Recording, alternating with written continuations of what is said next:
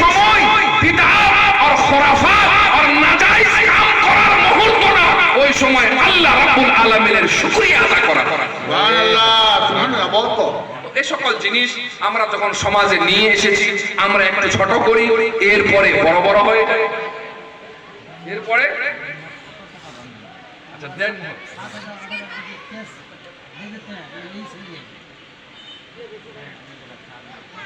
হ্যাঁ আপনারা সবাই এখানে বসে রয়েছেন, এটা কথা না আমাদের স্বার্থে না আপনার স্বার্থে, এটা আমাদের আখিরাতের শরীয়তের যেটা ব্যাপার, এটা আপনাদেরকে বোঝাই। নিকার মধ্যে মোহর, এটা তার জন্য জরুরি। কেন? এখন এর মধ্যে রহস্য রয়েছে, বেশি দূরে যাব না।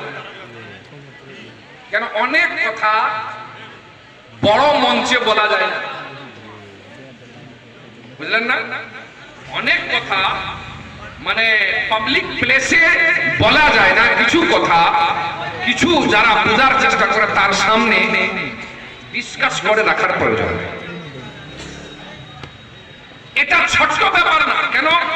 আমার মাথায় যদি চুল রয়েছে, চুল ইসলামের মানে একটা মানুষের একটা মর্যাদা, সে যদি লোকটা কাফের হয়ে যায় তাহলে মানুষের চুল হোক, তার চামড়া হোক, তার নখ হোক, এই সকল জিনিসের কিনা বেচা না জায়েজ হারাম। বুঝলে? কেন? মানুষকে আল্লাহ মর্যাদাবান তৈরি করেছে, তোমরা তার শরীরের ব্যবসা করে তার অপমান করো না। এই যে আজকে আমরা ব্লাড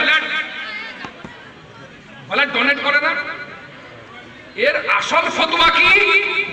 আমার ব্লাড, আমার রক্ত অন্য জনকে দান করা বা একে বিক্রি করা, এটা নাজায়েজ ও হারাম। কিন্তু শরীয়ত কোন জায়গায় ছাড় দিয়েছে, যদি এটা একেবারে প্রয়োজনীয় হয়ে যায়, যদি তাকে না দেওয়া হয় সে মারা যায়, তাহলে ওই সময় দেওয়া যায়, ওই সময় দেওয়া হবে। একজন মেয়ে ছেলে, একটা ছেলে একটা মেয়ে, মানুষের সারা বডি, সারা শরীর মর্যাদাবান। যখন